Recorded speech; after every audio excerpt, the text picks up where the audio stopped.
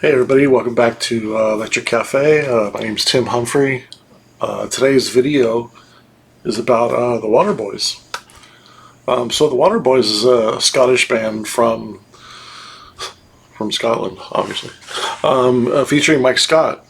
And Mike Scott is a very talented songwriter, live musician, piano player. He plays guitar. I want to say he plays a few other instruments too, like some not necessarily horns, but I think he plays pan flute. Not like I guess that'd be pan flute, but more like a wind flute, I think, and also a harmonica and things like that. He's got a very folk sound, but kind of in the old spirit of Scottish music and folk music. He's got an amazing blend of pop sensibility, uh, and just really like folk music, like from Scotland or Ireland. It really has a very traditional sound to it, and it sounds like you're listening to like I wouldn't say like drinking songs or something like that, but they're folk songs, like when people are happy and when they're out to dinner and probably at a bar, or it kind of has that like Irish or Scottish kind of pride song and sing along and jolly, and and there's also those kind of melancholy songs, and then some, I wouldn't say downtrodden songs, but woe is me kind of songs, where it's more introspective, and it's deep thought music, and but it's really tied to the old soul, the old English, and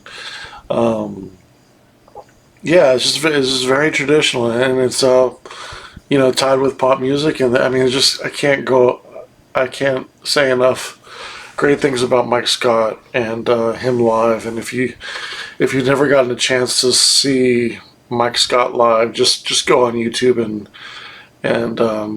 just the entire band. Just tremendous players together. You're talking about I'm not talking about like a 4 or 5 piece band. We're talking here like sometimes 6, 7, 8, 9, 10 piece band, multiple horn players. A drummer, bass player. A couple of guitar players, acoustic, somebody's, playing some different kind of instruments on different songs and stuff like that. So it's a really good show that they put on. It's very energetic, very moving. It touches your soul. It touches your soul when you see Waterboys or Mike Scott play, and just try to get a chance and watch some of his live performances. Just amazing. And I don't know, I didn't get into the Waterboys till much later after their prime. I remember I was watching, I think it was VH1 Classics, and Hole of the Moon came on, and I was just like, wow, this is such a great song. And that was like probably about 20 years ago, and 2005 or 2004 or something like that. And I just kept on playing it because I had it on, I recorded, I recorded it. This is probably back in TiVo land. But yeah, I recorded it, and I just kept playing it, and it was just like such a great track. And I really liked the way that it just kind of builds like a crescendo. I talk about this a couple times. A couple of bands do this that I really like, and it's Simple Minds does it, and Ultravox can do it at times, and there's some bands where it's just has the constant, the normal structure of an open, and then it goes to a verse, and then a chorus, and then back to a verse, right, and then to a chorus, then to a bridge, then back to the chorus, and kind of finishes, and that's kind of the structure of a pop song. Well, there's a lot of songs like New Gold Dream, for example, by Simple Minds, or where it just feels like it's going from bridge to chorus, and it's just constantly moving up up in energy, and it just feels like it's culminating getting more powerful versus the downs when you kind of go back to a verse and kind of build it back up and then down again a verse. It's kind of more like up down, but this is kind of a more of a constant, constant crescendo and a constant, energy level, and the Moon does a really good job of that as well. So I just really like that, and I feel like that's kind of a advanced songwriting ability or composing. The way they write the songs and the way they compose the songs is just, I feel like it's a little bit more advanced than kind of, okay, I got to write a chorus. Okay, here's a back down to a verse. Here's back up to a chorus, and it's just kind of that can get a little bit not tiresome, but it's nice to hear something unique that doesn't necessarily fall back on the energy and just kind of rides. And Hold the Moon does that and does a great job of that.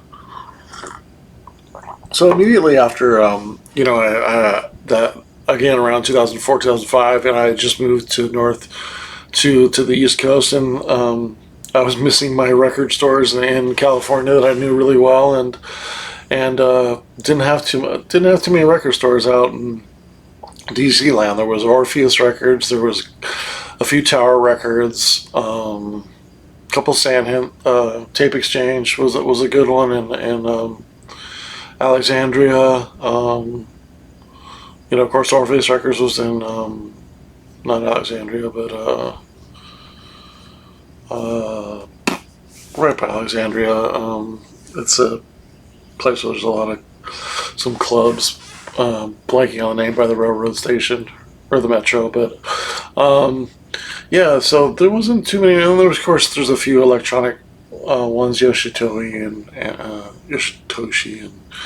a couple in CD Cellar, of course, and at the time CD Cellar was in Falls Church and on the outskirts of DC. I think they were in Crystal City.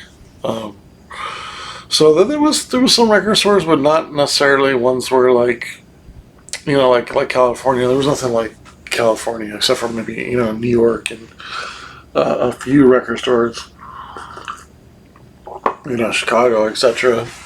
Certain ones that are famously known for being big, but on this big scale, there was really no big scale record stores besides Orpheus Records that had a lot of stock. And when I mean a lot of stock, I mean stock. There's so much stock that it's piling up in the back, and you can tell it's been there for years, and they just can't, don't have the time to kind of go through it, and they don't have the manpower to price it or clean it or etc. But it's so it just encourages you to dig, and that's the great thing about record stores. I don't like going in super clean record stores where there's a bunch of reissues on the wall. That's boring for me. I always tell people, if a store is 90% like reissues or more, even 80% or like, I get really bored because I know what's out. Like, for the most part, I know what's out, especially in the genres that I follow and the bands that I follow. And what I do for work and stuff like that, I'm always in tune with what's out. So I mean, even with the reissues, let alone new albums. So I don't want to go to a record store and see what I've already knew that was coming out that I didn't buy, and that's the great thing about used record stores, and that's why I just urge you guys to really support used record stores as much as new stores. And if you've been around for long enough, you'll know the difference of what a store has been a used store and one just popped up in the last couple of years. I'm not saying you shouldn't support those too, but there's certainly some great boutique stores and smaller stores that need your help. But I really encourage you, especially when you can get some good prices and things like that, and there's reasonable used record stores that that have your $3, $5, $7 bins, and they're not all 20, 30, 40, 70 bucks, and up. They're where you can get some nice deals. I always tell people it's really nice to go into a record store, right, and get 7 records for $30, then leave the record store with 1 for 30. I mean, it's just It's just I'm glad like I'm glad like 90% of my records were purchased before, you know, well, I would say 90%, maybe 70% before, like 15 years ago, when the economy of records and reissues came up, and people started pressing records again that were just your normal acts and stuff like that. And I do feel a little bit uh, I do feel like the electronic community and especially the DJ culture who is was and also heavy metal. There's other genres that have always sold vinyl through the dark periods. I'm talking about punk and heavy metal, and electronic music was one of the biggest ones because you DJ'd with it. House music, techno, and what have you, and of course the you know a lot of the long time you know producers of bands were still putting out vinyl and stuff like that. But on the popular scene, I feel like I mean, I don't know. It's not like they should somehow say somehow. I don't know how they could say thank you, but if it weren't for those niche, I'm gonna say niche. If it weren't for those genres and for those hardcore fans and the people who bought those and the bands that still put that stuff out, and I mean, the pressing plants would have closed, and you know, it wouldn't have been able to meet the even half the demand and trying to get up record plants and distributors and points of sale and excuse me, even record stores open up enough to handle that build. It was because of those genres and secondhand record stores that were keeping vinyl alive. I can remember going into some record stores in like 2007 and 2008. It was like a ghost town. Like they were, you could tell like it wasn't like the store was going to close or anything like that. Although a lot of them did. It was this feeling like you were like one of the last ones like still buying music. I mean, especially when I used to go in there. Shout out to David and CD Seller in Falls Church, but I used to go in there and I mean I had about like 10, 15 CDs, and I mean for them they were like to see somebody probably buy 10, 15 CDs in a trip was like, huh? You're buying CDs in 2007? Nobody was buying CDs, used CDs in 2007. But a lot of us, but some of us were, you know what I mean? Like it's, and I feel like a lot of this, the resurgency and in vinyl and the people that are profiting off it and the people who are putting out, they don't really know what the struggle was fully, and I don't know if they really appreciate it, and they feel like it's just, oh, it's the cool thing to do, or it's just, yeah, some people are doing it now because, hey, you can make some extra money by it, and, you know, it's nice to have a physical release. There's a lot of, you know, people out there that's, you know, collecting this stuff and, you know, and put out different colors, and it'll be really cool. And I don't think they really understand, you know, what it was, and I really feel bad. I mean, I didn't mention the hip hop community, and I gotta say, I gotta put you guys on blast because I mean, you guys, a lot of you guys were part of the turntablism that helped bring DJing forth, and you guys left vinyl for dead. A lot of you, and it's a shame. I mean, I can remember going into clubs, and especially from 2000 to 2020, a lot of clubs play hip hop, and I never saw a vinyl DJ play, never play vinyl. You know, so I think shame on the hip hop community for not pushing turntablism is part of what made hip hop so great.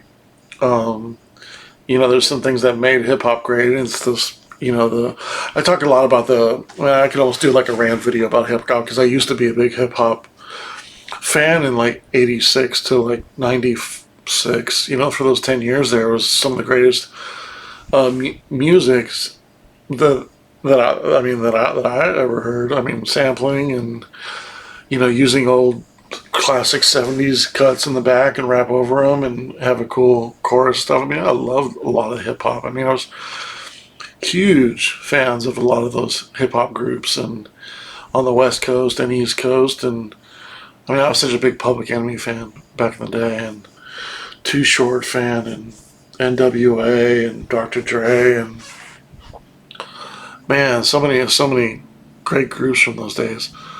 You know, but you know, there's a lot of things that made hip hop what it was, and hip hop people watching this video could speak to more so that are knowledgeable about the history. But you know, the battling style of MCs towards each other, and sucker MCs, and you know, rapping that they were better.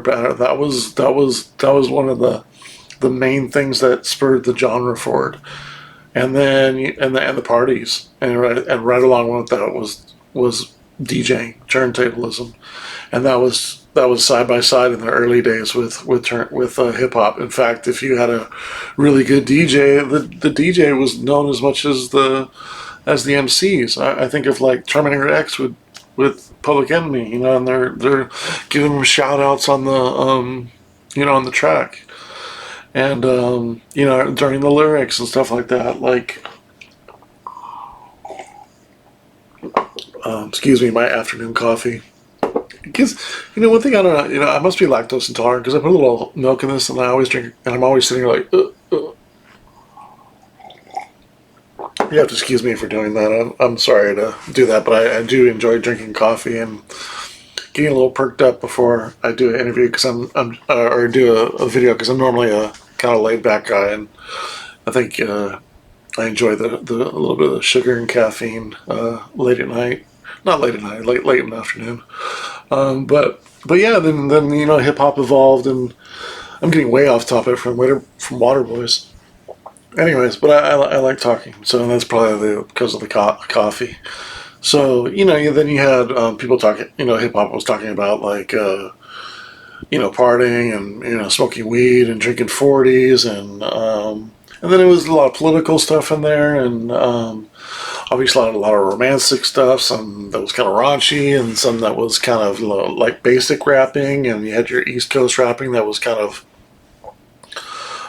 started to get more intelligent and Wordsworth and clever and stuff like that. And then you had gangster rap, and all those forms were forming through the 80s into the 90s. And so you had so many different genres, kind of, you know, different styles.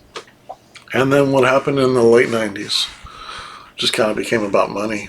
And for me, I just stopped listening because it was boring. Like, I don't understand how people listen to hip hop that just continually talks about what they have. Like, I got this ring, and I got this jewelry, and I got this car, and I got all this money. Look at me, and like, I don't understand how like people like think that that's like listenable. Like, even if they rap good over it, it's like, well, what kind of message is that? Like. And maybe that's just me getting older because the messages, there weren't anything better in some of the gangster rap was killing people and drinking stuff, but at least it was like creative storytelling. You know, it was like listening to a story or watching a movie or something. Where I just don't understand like a lot of the newer rappers, they just rap to rhyme things or to be creative, and then when it comes to the music, just like making beats versus making tracks. Like in the old days, you made tracks, and these days it's just like making beats. And you make a beat, and then you're like, okay, well, the track's done. Well, no, it isn't. No, it isn't. There's more to it. There's more to it than a beat. But I digress. But when it comes to like vinyl and stuff like that, it's the hip hop community disrespected vinyl in many ways, and you know, and I don't think they really. The hip hop culture really appreciates them putting out vinyl now, thanks to who helped bring it along, because it wasn't necessarily the hip hop community. I see bins and bins full of old hip hop and R&B from the 90s and 2000s, and pretty much everybody stopped pressing vinyl in the hip hop community probably in like 02, 04, somewhere around there. And again, I'm talking about like 90% of the stuff that, like the DJ culture on the electronic side and the niche genres like heavy metal and punk. We kept vinyl alive through all this. So my last opinion on that is thank the electronic community for that.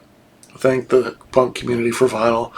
Thank heavy metal genres for keeping vinyl alive through the slow years. Otherwise, there wouldn't have been no resurgence in vinyl. Okay, so back to Waterboys. So yeah, just I got I was finding some music that I could shop for. That was actually available in some of the record stores. I wasn't necessarily going to get the cream of the crop first stuff coming out for electronic music. It wasn't in stores. In that time, especially on the East Coast and in DC area, it was just not you're not going in the store and purchasing a new dance 12-inch. So most of that stuff I was purchasing online. So when the times when I did want to go into record stores, I would look towards stuff in the 70s and 80s that I missed. And one of those bands was Waterboys, and luckily I got the chance to see that Hole of the Moon, and go to the record store and pick out some of their vinyl. I believe this is their first album. So they started in like '83. Actually, I think this is a little bit later. The four albums that I don't have too much material there. I have 4 albums and then a greatest hits of theirs. All 4 albums are from '83 to '87. Let's consider they're probably the best period. And I'm curious. Also, why I wanted to do this video is for those that are still Waterboy fans and know their music a lot. If you could recommend me an album of theirs to check out that I won't show here today, or especially a newer song from the '90s and above, because these are all '80s stuff. Recommend me some Waterboys to listen to, and why you like it. I'd be curious. So this is Fisherman's Blues, which was his title song, the first song on there. It was a really strong song. There's a track called World Party in here, and the second, for those that don't know Waterboys, who may know Waterboys and probably know it better than I do, the second member left Waterboys and I believe made World Party. And so World Party had a couple. Unfortunately, I believe the guy from World Party passed away. Was it last year or year before? But sadly, the lead singer of World Party, maybe it was just a couple months ago. But he kind of had blonde hair and kind of short. He's kind of in the Hole of the Moon video, which is their most popular song or video as well. And if you guys remember that song, you guys know the kind of guy with the crew cut hair. Or maybe you know World Party, because World Party was probably for a time a little bit more popular than Waterboys. I remember the name the World Party before I remembered Waterboys when the '80s were happening. I remember hearing about World Party, but I never heard of the Waterboys till I heard that song. And there's a song on here called World Party. A Bang on the Ear is a really good one. I mean, it's really hard to say there's any bad song on here. When You Go Away, The Stolen Child, Strange Boat, it's really good. I mean, all 4 of these albums are amazing. And I'm not super into folk music, like that. And that's how good they are. Is that I'm blown away by how good they are. And I notice as I get older and older, and I'm getting old, that I'm liking more and more stuff, that I didn't necessarily like when I was a wee lad, as they would say. And this is a perfect example. I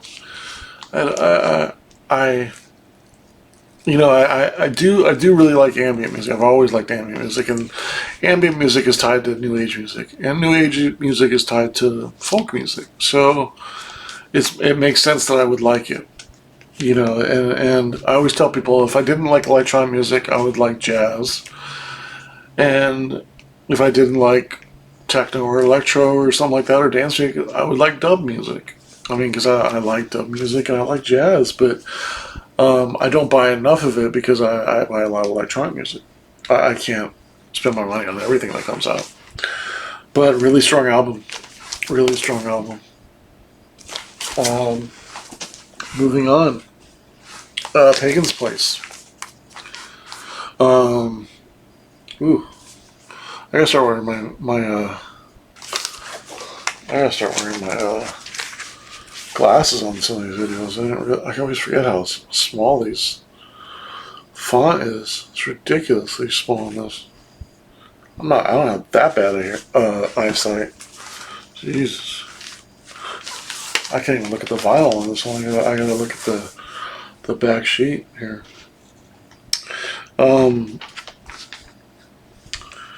Church Not Made with the Hands. This is a Pagan's Place. A Church Not Made with the Hands. Such a good track. That's my favorite on here. The Thrill Is Gone is really good. The big music is fantastic. If you guys know these songs, you know. A Pagan Place is super strong. That's the title track. All the Things She Gave Me is really strong. Wow. I always forget about this one. This is one that I've probably played, not necessarily the least, but I always skip over this one because I really like Fisherman's Blue and the Big C, and I always play the greatest hits. But man, I always forget about that track. The Church Not Made with Hands. Church Not Made with Hands. Check out that track if I can give you guys any homework if you haven't heard. Check out the Waterboys, the Church Not Made with Hands. Amazing song. Amazing song. Here's a Waterboys. This is kind of a mini LP, so I think this might be actually the first one here. This is roughly 83, 84 probably. This is one of his really good, kind of more rock songs. A Girl Called Johnny, really strong. Savage Earth Heart, It Should Have Been You, I Will Not Follow. So it's like a mini LP. And then you have, this one. This is kind of considered their best album. And this is the C. I want to say this is probably in Rolling Stone's top 500 albums all time. Or 1,000 albums you need to hear before you die. I'm sure it's on one of those lists. As time has gone on, Mike Scott's gotten a lot of respect for what he's done in some of these albums. Not to the level where he's selling any of his albums even like gold. That I don't know, but he's some of these artists won't be around for much longer, and I hope Mike Scott knows how amazing his music and how touching his music is, and how people that love his music really appreciate the music that he's done. Because I won't say this a lot about music, and there's bands that I like better than Waterboys, but as far as like touching you, like your soul and your spirit, like Mike Scott can do that. I mean, his voice is so like yearning and passionate and unique and caring, and he'll never get like, oh, he's a great singer, but who brings more emotion into their music as much as Mike Scott does when he sings? Carl Wallinger is the guy from World Party, and that's him there at the top. He passed away this year. Carl Wallinger, he was the lead singer of World Party, and he used to be in Waterboys till probably about 87, 88, I think, before he went solo. But this album, if there was only one album to get, it would be This Is the Sea. I mean, Don't Bang the Drum starts it out, and then you got the Hole of the Moon song, Spirit, which is an amazing, like, minute and a half track. The Pan Within, Old England, This Is the Sea, Trumpets, Medicine Bell is a great one. Every song on here. Not a bad song on here. Old England is a perfect example of what I mean when if you want to hear one of their songs that sounds like an old hymn or something like that, or like a something that has, and I'm sure it probably does have something, maybe even lyrics from an old, I don't know, would it be limerick or old tale or book or something or scroll or something. I don't know. I'm guessing here, but how do those songs get passed down generation by generation in Scotland? They sing those songs at bars and things like that. I'm trying to think what those are called, but they're just it's just like old hymns. It's almost like us singing like Americans singing "This Land Is Our Land" or like "America the Beautiful" or something like that, right? It's just kind of like patriotic songs. Maybe that's what it is, like patriotic hymns. But Old England, man, it's a great song. Spirit is such an emotional song for me. But it's just, I've always wanted to dedicate that to my dad, who passed away this year. I always think of my dad when I hear the song Spirit. It's just such a moving song. That would be another song I would recommend to you. Check out Waterboy Spirit. The way the song slightly fades in, and then the way it fades out at the end, and it's just the lyrics are so moving. I mean, the lyrics are basically, it brings me to tears just thinking about it, let alone singing about it, just because what that song means to me. And just an amazing song. Amazing song. What can you say? Mike Scott's just an amazing person to sing those kind of lyrics. Spirit's on here as well. Oof. I can't even read the lyrics to Spirit because I might break out and cry. I love that song. But yeah, the lyrics for Spirit's in here. But this is their greatest hits. It has a girl called Johnny, the big music, all the things she gave me, the whole of the world, Spirit. Don't Bang the Drum, Fisherman Blues, Killing My Heart, I don't remember that one, Strange Boat, a Bang in an Ear, Old England, A Man Is in Love, that has most of the tracks I talked about. I actually got this right before I ended up getting out all the vinyl. I remember in this, I was just like, wow, there's so much good stuff on here, let me get the rest of the vinyl from that period, and I did. This was best of 81 through 90. So yeah, that's my Waterboys, small Waterboys collection. If you guys want to recommend me some Waterboys, I would be happy to hear it. I would love to hear an album, not so much live, because I know them live a lot, and I've probably heard some songs, and I think it would be really cool if somebody recommends me a Waterboys album that I didn't show, that I like, and I recognize the song, and I'm like, oh, I remember that from the concert. That'd be cool for me. So that way I can be like, oh, I know a song. But yeah, those are my Waterboys song. My top 5 Waterboy songs are probably "The Church Not Made with the Hands," "Hole of the Moon." It's tough. Spirit's in there, of course. Don't bang the drum, and let's go with Old English. Let's go with the Old English. I like that a lot. Or Big Music, either one. So yeah, thanks for watching today, Electric Cafe, and my video on the Waterboys. Take care.